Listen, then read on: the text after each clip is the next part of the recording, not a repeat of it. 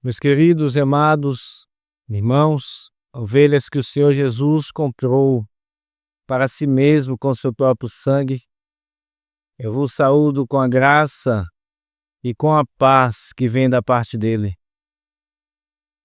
Amém. Abramos, irmãos, as nossas Bíblias em Romanos capítulo 8. Nós vamos continuar a exposição que temos feito desta carta do apóstolo Paulo à igreja em Roma.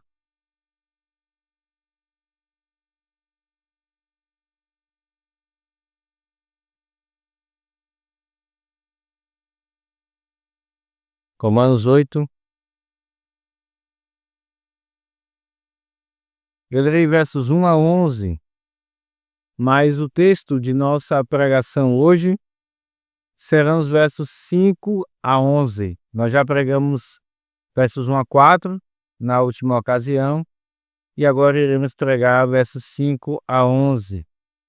Então, o texto de hoje é Romanos 8, 5 a 11, mas nós iremos ler agora Romanos 8, versos 1 a 11.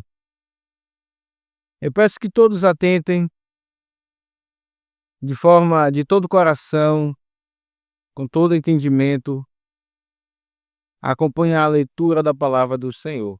Assim está escrita: Agora, pois, já nenhuma condenação há para os que estão em Cristo Jesus. Porque a lei do Espírito da vida em Cristo Jesus te livrou da lei do pecado e da morte. Porquanto o que fora impossível à lei, o que estava enferma pela carne, isso fez Deus, enviando o seu próprio Filho em semelhança de carne pecaminosa e no tocante ao pecado. E com efeito, condenou Deus na carne o pecado, a fim de que o preceito da lei se cumprisse em nós, que não andamos segundo a carne, mas segundo o Espírito. Porque os que se inclinam para a carne cogitam das coisas da carne, mas os que se inclinam para o Espírito, das coisas do Espírito. Porque o pendor da carne dá para a morte, mas o do Espírito para a vida e paz. Por isso o pendor da carne é inimizade contra Deus, pois não está sujeito à lei de Deus, nem mesmo pode estar. Portanto, os que estão na carne não podem agradar a Deus. Vós, porém, não estáis na carne, mas no Espírito, se de fato o Espírito de Deus habita em vós. E se alguém não tem o Espírito de Cristo, esse tal não é dele. Se, porém, Cristo está em vós, o corpo, na verdade, está morto por causa do pecado, mas o Espírito é vida por causa da justiça.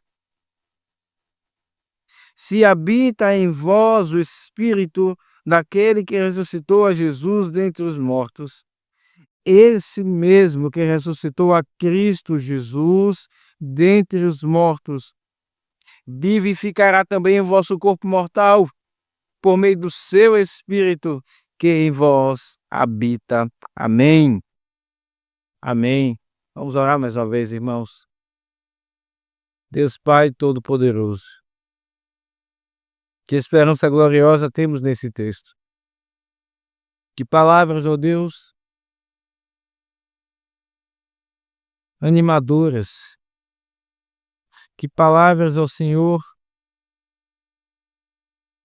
profundas, alegres para a alma de um pecador, redimido pelo Senhor. Que esperança gloriosa temos nesse texto, ó Deus. Te pedimos que Tu, pela Tua graça, nos dê atenção devida, Senhor, a esta palavra. Nos faça perceber a profundidade, a glória delas. Que os nossos olhos da fé contemplem aquilo que está nesse texto, Senhor. Que seja reproduzido em nossas mentes aquilo que está nesse texto, que seja experimentado, provado por nossas almas aquilo que está nesse texto. E se alguém está aqui sem Cristo Jesus hoje, sem essa esperança, ó Senhor, concede que haja vida dentre os mortos hoje, nesse dia, dia de salvação. Nós suplicamos ao Senhor, que prometeu acrescentar os seus, dia após dia, conforme a tua providência. Assim oramos em nome de Jesus. Amém. Meus irmãos, nós temos exposto esta carta e chegamos na última ocasião a este capítulo, como dissemos, um capítulo mais, digamos assim, pelo menos no meu pensamento, profundo aqui na carta de Paulo aos Romanos. Rico, variado para aqueles que são do povo de Deus, que fala de tantas formas da esperança que nós temos. Esse é um capítulo que tem como ênfase a obra do Espírito Santo de santificação e a esperança da glória vindoura. São ênfases aqui, tanto a obra do Espírito Santo da santificação quanto a esperança da glória. Vimos isso na última ocasião. Vimos que nessa sessão aqui até o verso 11, Paulo ele nos fala da vida que o Espírito concede ao crente. Depois ele nos fala, versos 12 a 17, do dever da mortificação, da obra, da dedicação à obra da mortificação, da vida daqueles que receberam o Espírito de adoção. Depois ele fala, versos 18 a 30, da esperança da glorificação, e culmina no final do capítulo, versos 31 a 9, com a vitória do crente. De fato, são palavras profundas, gloriosas, que vemos aqui nesse capítulo. É aqui que está aquele texto que inclusive cantamos, né? Quem nos separará do amor de Deus que está em Cristo Jesus? Será tribulação, angústia, perseguição? Porque estou bem certo de que nem morte nem vida, nem mesmo principado nem potestade, nada nos separará do amor de Deus que está em Cristo Jesus, o nosso Senhor.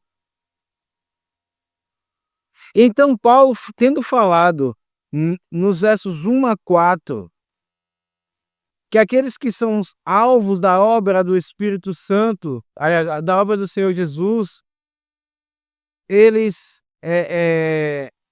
aquele que veio em semelhança de carne, Paulo nos mostrou aqui por que não há nenhuma condenação para aqueles que estão em Cristo Jesus. Porque, de forma sábia, maravilhosa, Deus fez com que o seu próprio Filho viesse em semelhança de carne pecaminosa, assumindo a mesma semelhança, só que sem pecado, mas tão semelhante a um pecador, que Paulo fala em Corinto que ele se fez pecado por nós. E assim, então, Deus condenou o pecado na carne, numa pessoa humana, e nós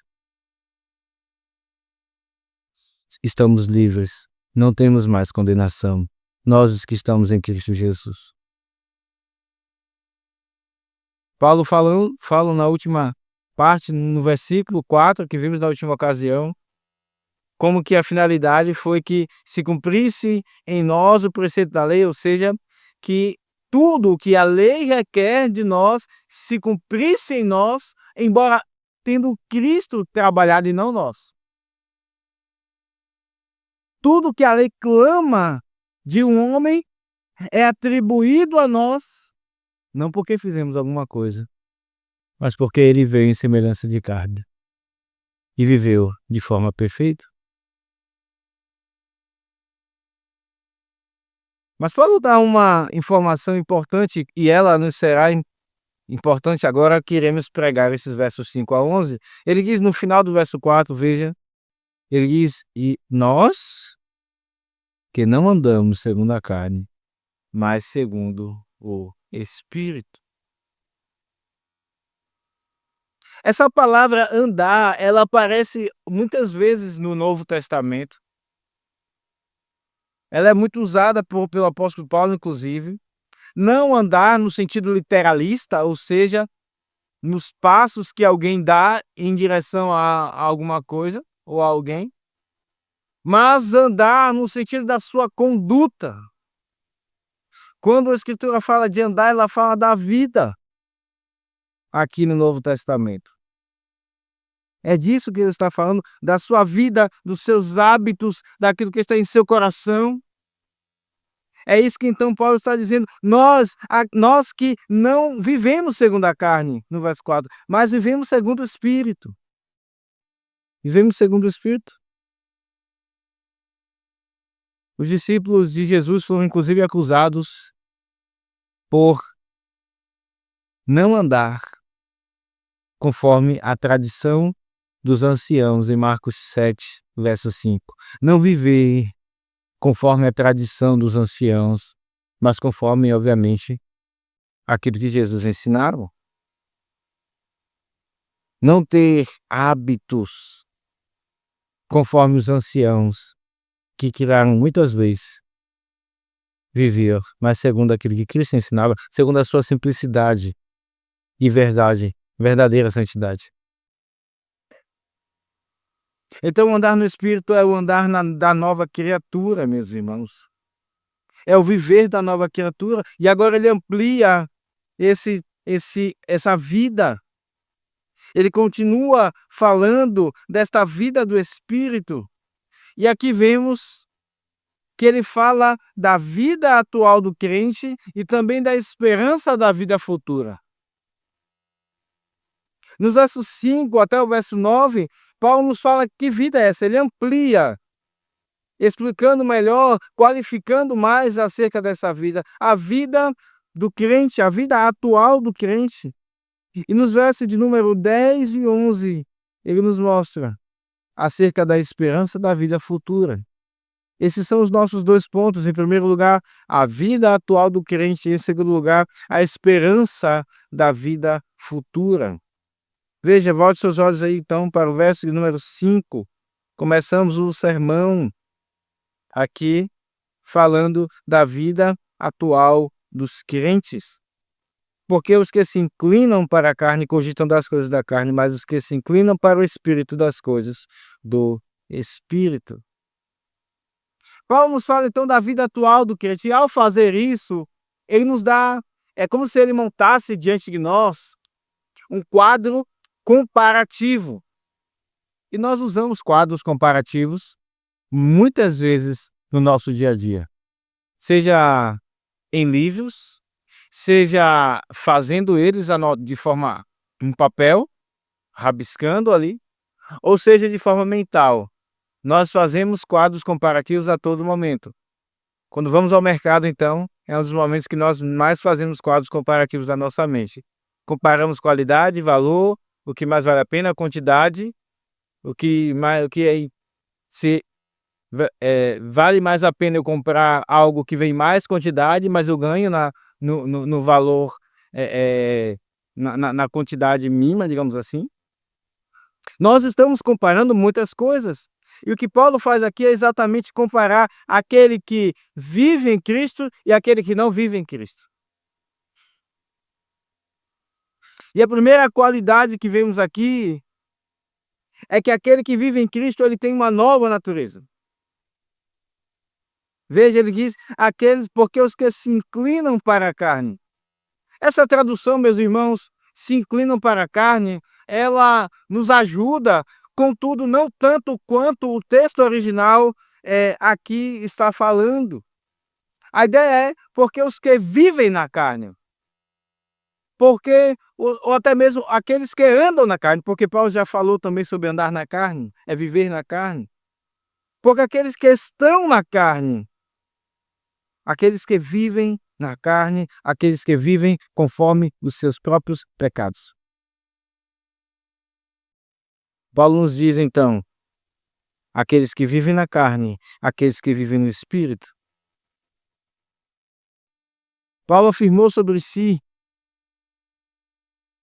sobre o fruto da sua percepção, nós vimos no capítulo 7, quando ele olha para a sua experiência contra o pecado, e ele mesmo diz, ele falou algo aqui até mesmo estranho. Quando ele disse aqui no verso de número 14, porque bem sabemos, no capítulo 7, que a lei é espiritual, eu todavia sou carnal, vendido à escravidão do pecado. À primeira vista isso parece estranho, se está falando acerca de um crente, não é verdade? Como assim? Nós não somos aqueles que vivem no Espírito, nós não somos espirituais. Como Paulo então diz, eu sou carnal, vendido à escravidão do pecado? Nós já passamos por isso. Mostra uma certa dualidade do crente, porque ele ainda tem em si os seus pecados, ele ainda tem a experiência de se frustrar na luta contra o pecado. Quando ele quer fazer o bem, ele olha para os seus membros e vê outra lei, é isso que Paulo diz no capítulo 7. A sua mente está cativa à lei de Deus, mas os seus membros a outra lei. Então ele quer agradar a Deus, mas ele encontra-se como um traidor de Deus, um traidor da aliança. Ele se encontra como traidor daquele que ele prometeu fidelidade, daquele que prometeu seguir, amar.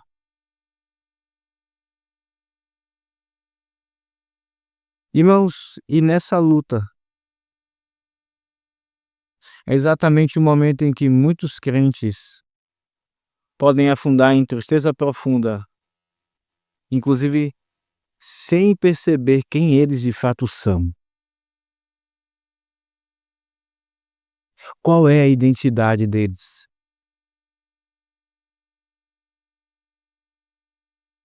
E por um tempo pensar, de fato eu não sou um crente. Afinal de contas, eu tenho tantos pecados. Eu luto, eu me esforço, mas tem esse pecado e de novo e mais outro pecado. Parece que eu sou alguém que não é crente.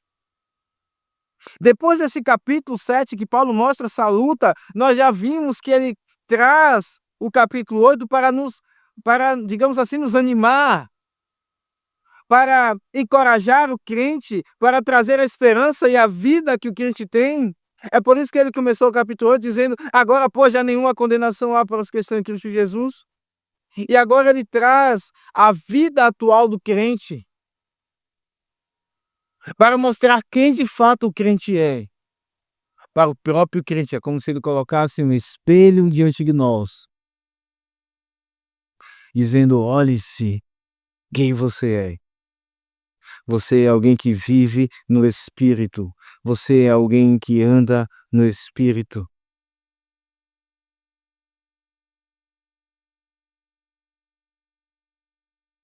Há muita diferença entre você e o ímpio. Sim, nós temos a mesma natureza humana. Não passamos a ser alienígenas quando nos tornamos crentes. Não passamos a ser pessoas que não têm vontade, sentimentos, afeições, temos outras coisas diferentes, estranhas à humanidade. Não, não é nada disso, somos os mesmos seres humanos, herdando, fazendo parte daquela humanidade que inclusive era anterior ao pecado, somos seres humanos. Mas a grande questão, irmãos, é que quando alguém está em Cristo, é como se formasse uma nova humanidade. Aqueles que estão no Espírito, aqueles que vivem no Espírito. É por isso, irmãos, que a Escritura diz, falando da nova vida, dessa vida em Cristo, ela se refere a essa vida dizendo de novo nascimento. Jesus falou isso lá em João 3. Texto tão conhecido no meio da igreja.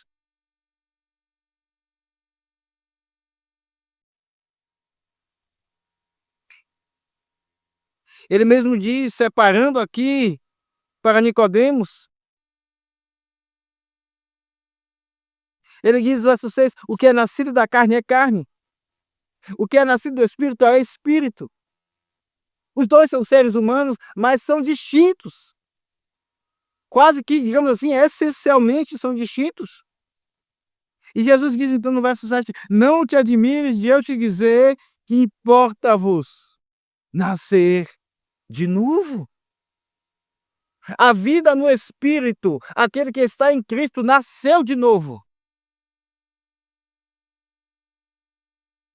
Tudo nele mudou. E nós iremos ver outros indicadores que qualificam essa vida. Mas falando, poderíamos talvez, pela falta de uma palavra melhor, usar aqui a essência. Não entendam a essência no sentido de que temos uma outra natureza humana, ou que não somos humanos, não é isso. Mas aqui, de fato, é como se houvesse uma outra humanidade.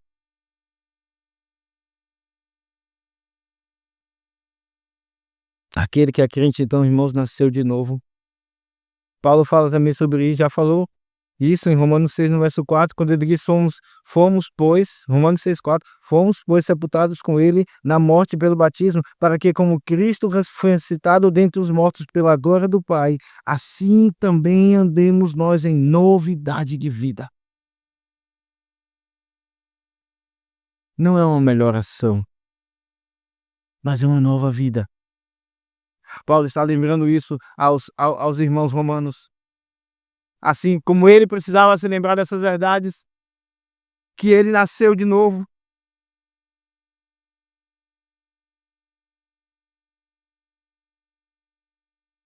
É um vislumbre já da nova criação.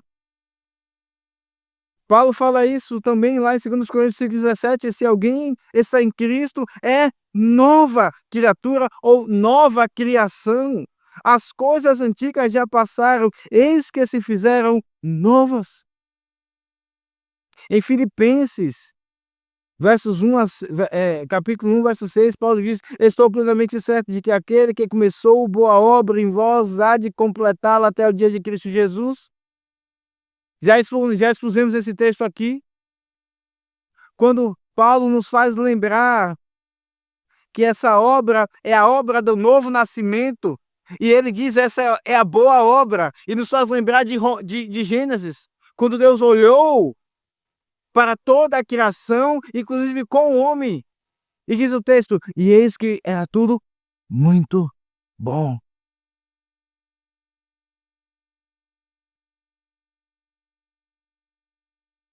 Às vezes, quando eu pego um Uber no final da tarde, muitos colocam na rádio Jovem Pan e passa um programa chamado Rádio Mix. Eu não sei se você já ouviu. É um programa que eu passei a odiar. Porque ali estão duas pessoas, um homem e uma mulher, não sei quem, nunca vi o rosto, não sei a história de vida, mas duas pessoas que dão conselhos emocionais e morais para tentar melhorar as pessoas, sendo que elas, como se elas não precisassem nascer de novo. Elas são melhoradas sem Cristo. Elas nunca serão novas criaturas. Irmãos, a primeira diferença que vemos aqui entre o crente e o ímpio é que eles são outros, são diferentes. Um nasceu de novo, o outro não. Quando o crente olha para si na luta contra o pecado, ele deve se lembrar: eu sou nova criação.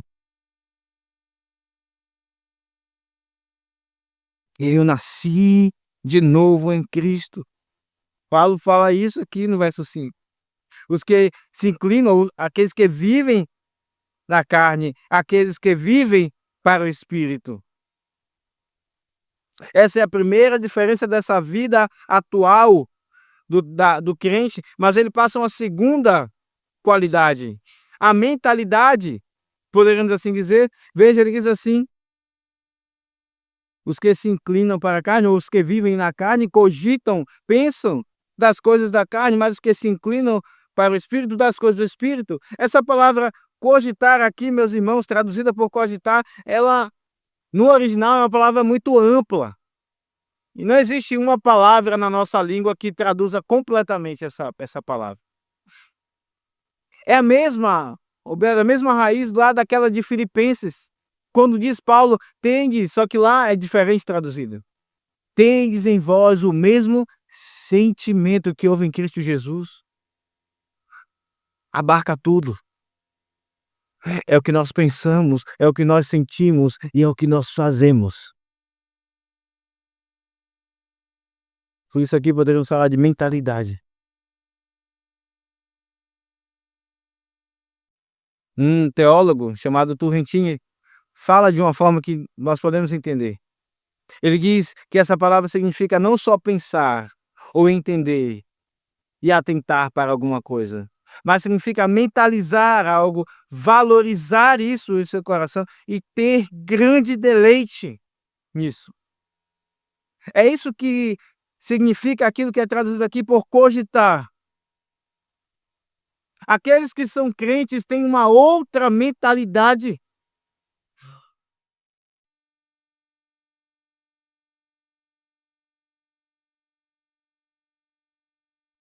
Eles se apegam, eles cogitam, eles pensam e eles agem segundo as coisas do Espírito e não segundo a carne. Não é assim o ímpio. Aquele que é ímpio,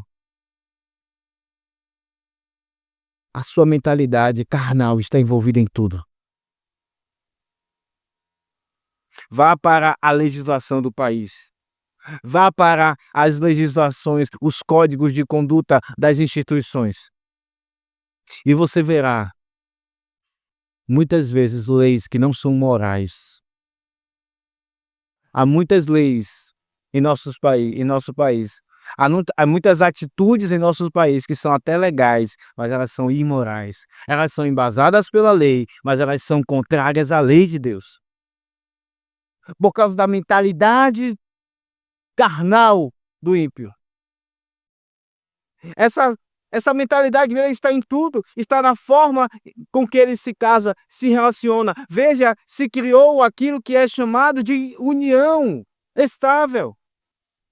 Exatamente com uma intenção de enfraquecer o casamento, de tornar mais fácil o ato de se aproximar, ou unir e de se afastar. É como se dissesse, olha, se ajunte. Mas não se preocupe, se não der certo, não se preocupe, seus bens estão assegurados. Você não vai ter toda aquela burocracia do casamento. É mais fácil na lei. É uma mentalidade carnal. É a mentalidade de criar filhos também. Essa mentalidade carnal também está na criação dos filhos. Estamos vendo, irmãos, como cada vez mais as crianças são criadas para desrespeitar os pais. Elas são criadas para serem reis da casa. Quando, na verdade, já existe um reino e elas passam a fazer parte desse reino. Todavia, são criadas para ser reis e reinar. Dizer a hora da refeição, dizer a hora que vão dormir, dizer a hora de todas as coisas. É a mentalidade carnal que está impressa na criação dos filhos. É a mentalidade carnal na política, é a mentalidade carnal em todas as coisas. O crente não é assim. Por longos tempos, irmãos, os crentes, eles imprimiam a sua mentalidade em tudo que faziam. Mas recentemente na história, se disse ao crente, viva a sua fé, mas viva para você mesmo e fale baixinho. Você pode viver ela pessoalmente no seu âmbito familiar, Mas não fale para as pessoas ouvirem não. Pronto, desse jeito você pode ser crente. Mas e se eu quiser transmitir isso para a política, um crente político, então quiser, imprimir isso na política? Não, aqui não é lugar de religião, aqui é lugar de política. Foi uma forma que Satanás, usando os ímpios, encontrou para dizer: não viva a sua mentalidade cristã.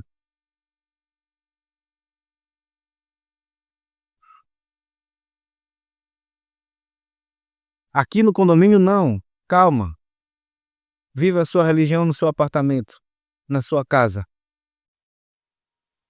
Mas irmãos, o que vemos aqui é que o crente, ele pensa, ele sente, ele se apega e isso mexe com ele e isso leva a viver segundo o Espírito.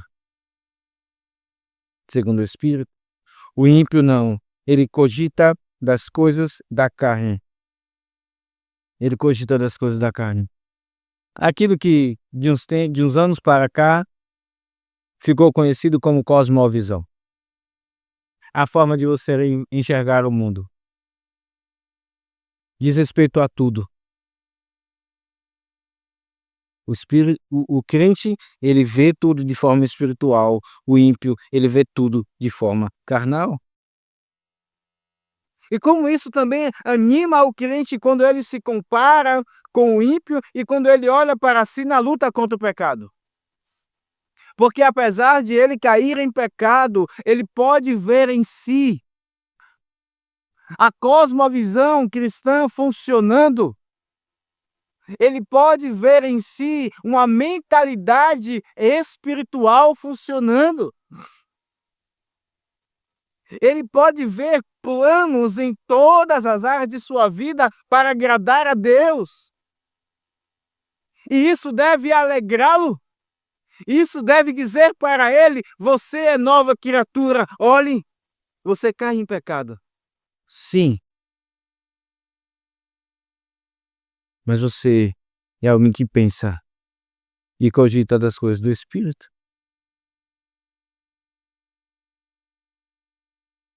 Porém, muitas vezes, meus irmãos, nós nem mesmo isso fazemos. Muitas vezes nós criamos compartimentos em nossa mente, onde o evangelho entra, mas outros que o evangelho não entra. Conseguimos lidar com coisas e pessoas excluindo Deus.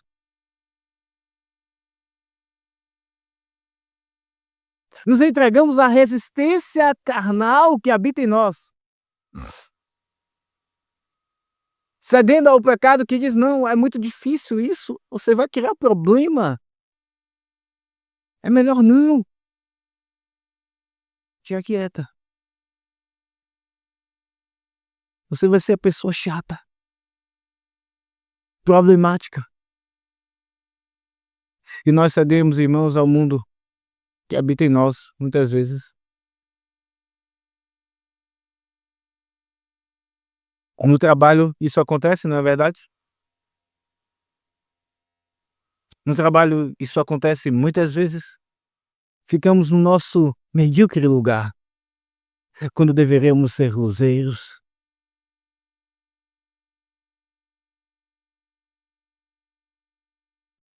E mostrar a mentalidade cristã.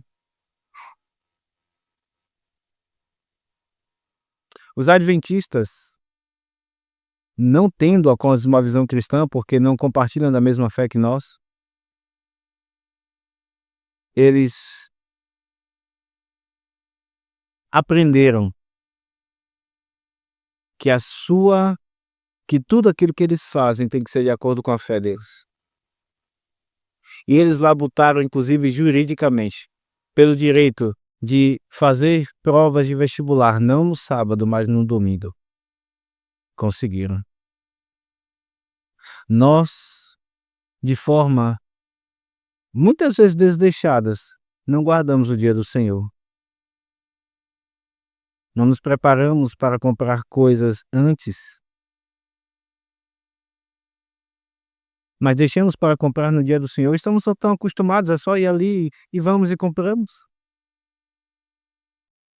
Não nos preparamos, não houve imprevisto e infelizmente nós temos que ir, de fato, e sanar aquela dificuldade. Estamos acostumados a quebrar o dia do Senhor e comercializar de forma tão tranquila, imitando ao mundo, cedendo a uma cosmovisão, a mentalidade carnal.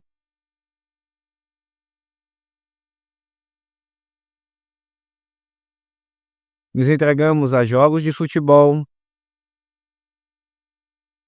e tantas outras coisas.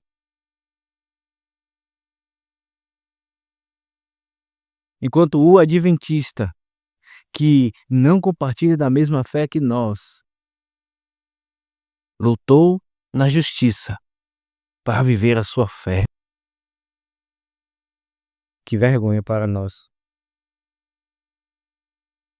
Nós vamos até mesmo de forma tranquila para vestibulares e provas, dizendo tranquilas, não pensamos: "Senhor, bem que nós poderíamos fazer alguma coisa para mudar isso". Não temos incômodo. Irmãos, isso mostra a nossa mentalidade, como ela precisa ser renovada. Nós falaremos mais sobre essa renovação quando chegarmos aqui no verso número 12 e 13, a mortificação dos nossos pecados. Mas aqui já vemos que, se por um lado cogitamos das coisas do Espírito, por outro, a nossa mentalidade ela precisa ser transformada. Ela precisa ser transformada. Paulo fala dessa segunda característica, a mentalidade espiritual. Ele falou da primeira, essa vida, essa essência transformada, a nova natureza. Agora, a mentalidade. E, em terceiro lugar, nós vemos aqui outra, a consequência de viver assim. Veja, ele diz aqui no verso 6, porque o pendor da carne, ou o pensar da carne, ou o sentir da carne, ou o praticar da carne, é a mesma palavra aqui de cogitar, dá para a morte, mas o do Espírito para a vida e paz.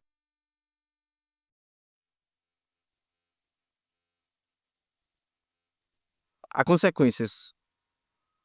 Paulo já disse que o salário do pecado é a morte. E o resultado de viver na carne é a morte. O mundo anda na carne e ele experimentará a morte. Mas nós estamos andando para a vida e paz. A vida na carne, irmãos, promete vida. A vida na carne promete vida. É assim desde o Éden. O antigo jardim no Éden. Quando veio a serpente, na verdade, a própria cobiça que já estava agindo no coração de Eva, não sabemos a partir de quando, já estava prometendo vida a ela quando ela quebrasse o mandamento de Deus. O pecado promete vida. Satanás promete vida. Mas nós sabemos o resultado disso. Nós morremos. E é isso que Paulo diz, o pendor da carne dá para a morte. Era tudo engano. Era tudo engano. O pendor da carne dá para a morte. Porém, então, a consequência da vida para o crente, a vida no Espírito, é vida e paz. Vida e paz. Ainda, irmãos, que o crente experimente a tristeza que Paulo aqui esboçou no capítulo 7. A frustração, o lamento, quando ele olha para si e vê-se desfigurado, porque ele peca contra Deus. Ele pode saber que ele está caminhando para a vida, ainda que ele se veja agoniado, lamentando os seus pecados, olhando para o seu dia a dia e lamentando. encontra-se conversa com o seu cônjuge, com os seus filhos, amigos e lamenta como tem sido a sua vida e aparentemente parece uma vida infeliz por causa disso. Mas ele sabe em seu coração que ele caminha para a vida e para a paz. Ele está, na verdade, se lamentando, porque ele já experimenta a vida, ele já experimenta a paz, mas ele quer mais. Ele quer plena. Ele não quer só parte dessa vida, ele não quer só parte dessa paz. Ele conhece o sabor e o gosto da paz, e ele quer plena paz. Ele não quer pecar. E é por isso que ele lamenta, mas ele sabe em seu coração que ele já experimenta a vida e a paz. Que verdade, irmãos, maravilhosa para aquele que olha para si e se vê estranho, como que vendido à escravidão, como Paulo diz. Ele sabe que apesar do seu pecado há perdão em Cristo. Como está escrito no Salmo de número 130, um dos salmos mais maravilhosos para mim. Salmo de número 130. O salmista diz, no verso 3, se observares, Senhor, iniquidades, quem, Senhor, subsistirá? O salmista olha para si e reconhece as suas iniquidades. Ele sabe quem ele sabe dos seus pecados. Mas ele vai além. E ele clama e diz: Senhor, se o Senhor der a paga e a punição dos pecados, quem de nós vai continuar vivendo? Contigo, porém, está o perdão, para que te temam, diz o verso 4. O perdão traz temor, traz amor, traz zelo, dedicação para não ofender ao Senhor. Apesar da experiência de vermos o pecado em nós, quando nos arrependemos, nós sabemos, temos o perdão em Deus. Estamos indo para a vida e para a paz. É por isso que há paz, irmãos, porque encontramos o perdão. Porque encontramos o perdão que vem por meio de Cristo somente, por meio do sacrifício dele. É por isso que há paz. Que verdade maravilhosa. Essa é a consequência desta vida. Paulo segue para mais uma qualidade desta vida atual do crente, é o nosso primeiro ponto, a vida atual do crente. E ele fala agora do relacionamento com Deus. Essa é a última qualidade. Ele diz no verso número 7, por isso o pendor da carne é inimizade contra Deus.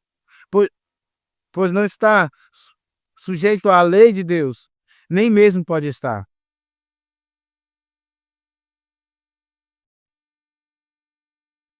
Portanto, os que estão na carne não podem agradar a Deus.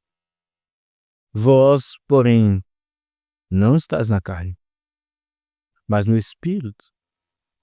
Veja, Paulo fala agora do relacionamento com Deus. Para aquele que olha para si na luta contra o pecado e até por um tempo se vê sem perceber a presença de Deus, porque o pecado causa isso, não é verdade? O próprio Deus diz em Isaías: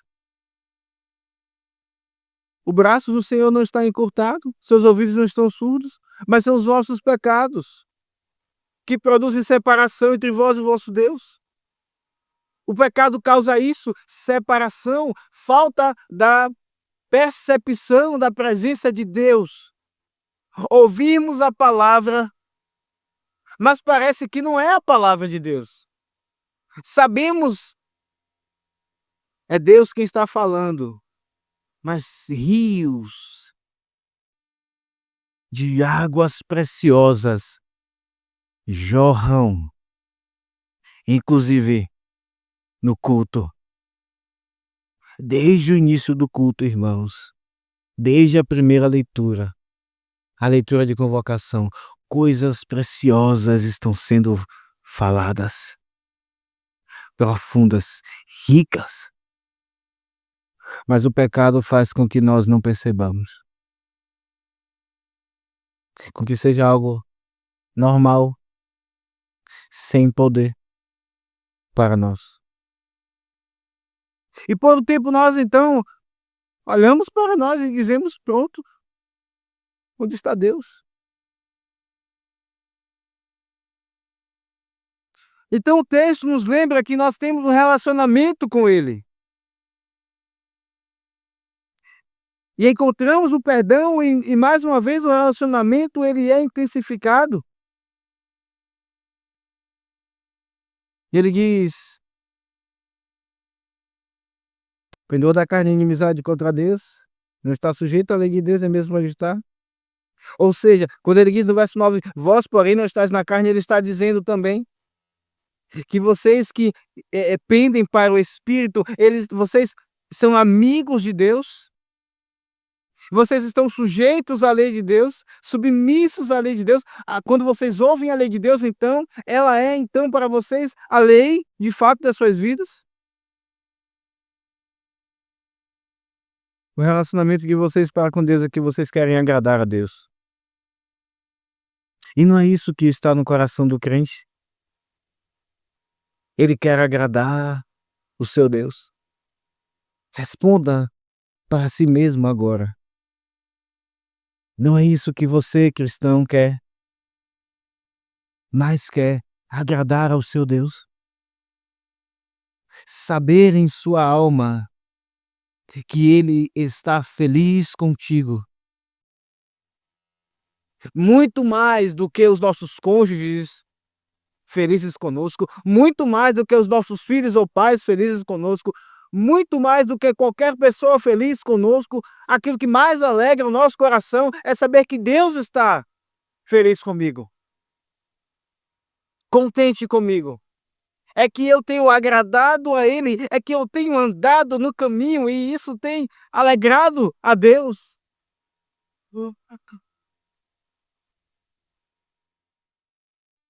Há relacionamento com Deus, irmãos, não apenas momentos, mas há uma vida com Deus para aquele que anda no Espírito, aquele que vive no Espírito.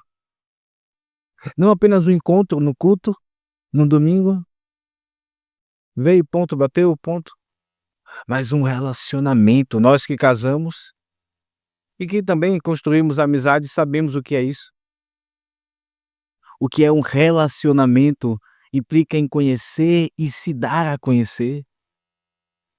Não apenas durante alguns dias ou um ano, mas durante anos. Não é assim o casamento?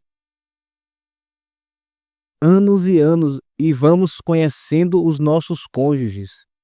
E sabemos que existem coisas cada vez mais profundas que vamos descobrindo uns dos outros. Isso só é possível no relacionamento, é isso que temos com Deus. Um relacionamento para agradá-lo. Como isso alegra? Um coração de um crente que olha para si e se vê abatido e lamentando porque tem pecado. Ainda que naquele momento, ou com relação àquilo, ele peca contra Deus, ele tem um relacionamento, ele tem uma vida, ele tem uma história com Deus, que não pode ser apagada por causa de um pecado ou outro pecado. Irmãos, como isso é maravilhoso! Como isso anima um crente. Não é assim para com os descrentes. Veja, Paulo nos diz aqui que duas coisas caracterizam essa, digamos, falta de relacionamento com Deus da parte do crente. Ele diz que esse pendor da carne é inimizade contra Deus. E depois diz que é insubmissão à lei de Deus. E essa inimizade, ela pode até não ser declarada, mas ela existe. Todo ímpio é inimigo de Deus. Todo aquele que não está em Cristo é inimigo de Deus. Ainda que seja alguém que vá à igreja, que goste de conversar da Bíblia, que nunca fale mal de Jesus e da igreja, é inimigo de Deus. É o que está escrito, irmãos, por isso o pendor da carne é inimizade contra Deus.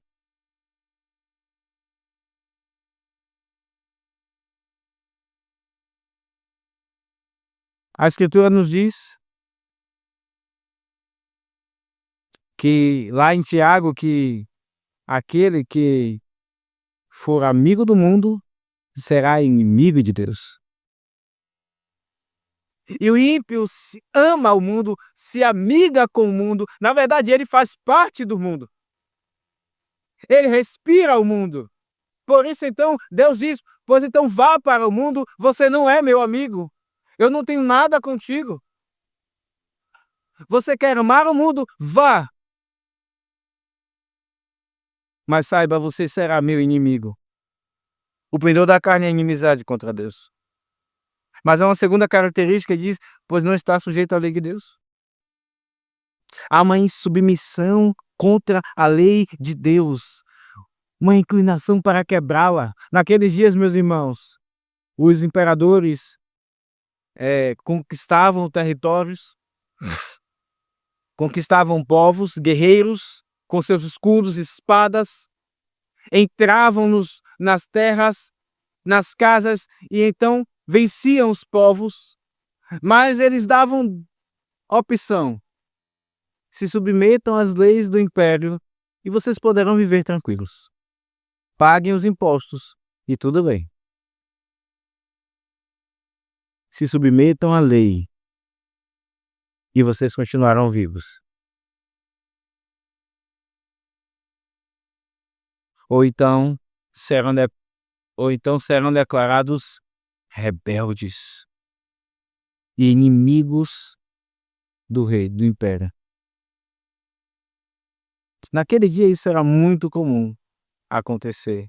Vocês lembram que os judeus se submetiam ao Império Romano porque não conseguiam vencê-lo, mas odiavam o Império Romano? Inclusive odiavam os publicanos porque eram aqueles que cobravam impostos em nome do Império Romano. Eles odiavam inclusive Mateus, que era publicano porque era judeu, mas cobrava imposto representando o Império Romano. É nesse contexto que Paulo diz que aquele que pende para a carne é inimigo, não só inimigo de Deus, mas ele não está sujeito, submisso à lei de Deus. O ato de estar submisso à lei de Deus mostra que ele então serve e se entrega ao domínio desse Senhor. Não é assim com os ímpios. Eles não querem estar submissos. Eles odeiam a Deus. Eles odeiam a lei de Deus. E então eles não podem agradar a Deus. É isso que Paulo diz no verso 8. Portanto, os que estão na carne não podem agradar a Deus. Não podem. Eles podem entregar dinheiro para quem precisa. Eles podem pagar tratamentos de saúde para os necessitados. Eles podem entregar roupa para quem precisa de roupa, comida para quem precisa de comida. Eles podem fazer qualquer outra coisa, mas eles nunca agradarão a Deus. Nunca conseguirão agradar a Deus. Veja, diz o verso 8, portanto, os que estão na carne não podem agradar a Deus. Não podem agradar a Deus. Às vezes até nós nos iludimos, na verdade. Olhamos para uma pessoa ímpia e dizemos: olha, é quase crente. Não, irmãos. Há um caminho infinito dessa pessoa para com Deus. Ela é inimiga de Deus. Ela é inimiga de Deus. Ela pode não declarar, mas ela é inimiga de Deus. E Paulo conclui essas qualificações, falando dessa quarta, dizendo assim no verso de número 9, que aqueles que estão na carne Vós, porém, ele diz, não estáis na carne, mas no Espírito, se de fato o Espírito de Deus habita em vós. E se alguém não tem o Espírito de Cristo, esse tal não é dele. Se, porém, Cristo está em vós, o corpo na carne, o corpo... Até aqui, verso 9. Veja, nos nossos dias, alguns dizem que é possível você ser crente, mas ainda não ter o Espírito Santo. É possível você ser crente, mas ainda precisar de uma bênção, de um batismo do Espírito Santo. Como isso é antibíblico? Como eu sou crente, então eu sou de Cristo. Mas se eu sou de Cristo, eu tenho o Espírito Santo, é isso que Paulo está dizendo. Se alguém não tem o Espírito de Cristo, no verso 9, esse tal não é dele. Não é possível ser crente e não ter o Espírito. Mas ao mesmo tempo, quando temos o Espírito, irmãos, o Espírito habita em nós. E Cristo também está em nós. Como isso é maravilhoso. Paulo conclui aqui essas qualificações da vida atual do crente. E ele passa ao segundo e último ponto nesta noite. A esperança da vida futura. Veja versos 10 e 11. Ele diz assim: se porém Cristo está em vós, o corpo na verdade está morto por causa do pecado, mas o Espírito é vida por causa da justiça. Se habita em vós o Espírito daquele que ressuscitou a Jesus dentre os mortos, esse mesmo que ressuscitou a Cristo Jesus dentre os mortos, vivificará também o vosso corpo mortal, por meio do seu Espírito que em vós habita. Paulo falou dessa vida, que maravilha! Que alegria sabermos somos nova criatura, temos uma mentalidade espiritual, caminhamos para a vida e paz e já experimentamos isso, temos um relacionamento com Deus. Mas, irmãos, essas coisas ainda não são plenas. Ou, digamos assim, consumadas. Paulo diz no verso 10, porém Cristo está em vós. O corpo, na verdade, está morto por causa do pecado. O que Paulo quer dizer com o corpo está morto por causa do pecado? Será que você está falando, então, que o corpo ele é pecado, a carne? Quer dizer que, então, a glutonaria está na minha mão quando eu, então, pego o garfo, então, amarro a minha mão e consigo vencer a glutonaria? O pecado está na minha carne, no meu corpo? É isso que Paulo está dizendo? Não, meus irmãos. Quando ele fala aqui de corpo morto, ele está falando do homem, do velho homem que morreu por causa do pecado. E então nós experimentamos a morte prometida. Deus prometeu que morreríamos se pecarmos, na verdade. Se comeres do fruto, certamente morrerás. E desde lá experimentamos a vida, a morte. Quando o crente olha então para si, além de ver o seu pecado, ele também experimenta doença em seu corpo, de diversas doenças. Ele experimenta apertos financeiros, ele experimenta misérias, dores, limitações, e elas são por causa do pecado. É isso que Paulo está dizendo. Cristo está em vós, para o corpo, na verdade, está morto. Ele experimenta a morte porque vocês pecaram, porque nós pecamos. Aqui, então, Paulo nos lembra, poderíamos aqui falar de várias coisas que existem por conta do pecado ter entrado no mundo.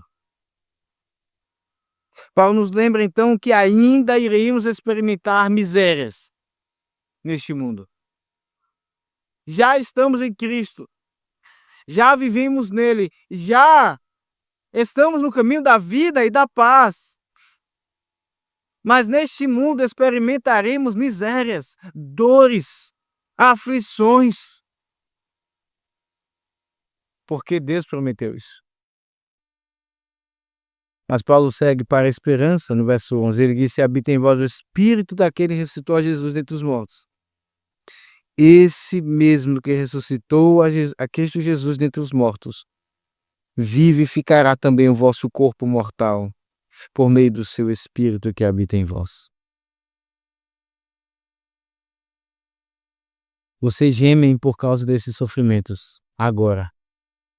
Mas o mesmo poder que operou em Jesus, na ressurreição, irá operar em vocês quando ele voltar, e vivificará o vosso corpo mortal por meio do seu Espírito que em vós habita. Nós temos o penhor, não é assim chamado o Espírito Santo? Quando ele retornar, irmãos, não haverá mais doença, não haverá todas as complicações por causa do pecado. Não haverá todas as complicações que existem. E como esse texto nos leva, inclusive ouvindo ele nos dias de hoje, dia do Senhor, nos leva a desejar o dia do Senhor, assim chamado também na Escritura, o dia eterno. Quando Cristo voltar, a Escritura chama esse dia de dia do Senhor. O dia em que ele voltará e toda lágrima será enxugada. Não haverá mais dor. Não haverá mais nada consequente do pecado. Sim, Deus prometeu que essas coisas viriam por causa do pecado. Ele não tira, porque ele é fiel àquilo que ele prometeu, mas isso irá acabar. Esse poder irá operar em nós. E aí, nós viveremos consumadamente, no sentido mais pleno da palavra, sem pecado e sem a consequência deles. Essa, irmãos, é a esperança da vida futura. Como esse texto deve animar a todos nós que gememos juntamente com Paulo no capítulo número 7, olhando para nós e dizendo que nós somos vendidos à escravidão do pecado. Não só o pecado, mas tudo aquilo que existe por causa do pecado. Então vimos aqui que devemos olhar para nós e ver quem somos, ver a nossa vida que já experimentamos. Vivemos no Espírito, não na carne, temos a mentalidade do Espírito, não da carne. Caminhamos para a vida e paz, não para a morte. E já experimentamos de comunhão com Deus. Agora experimentamos as consequências do pecado, mas não vai demorar para que Cristo venha e nós experimentemos plena vida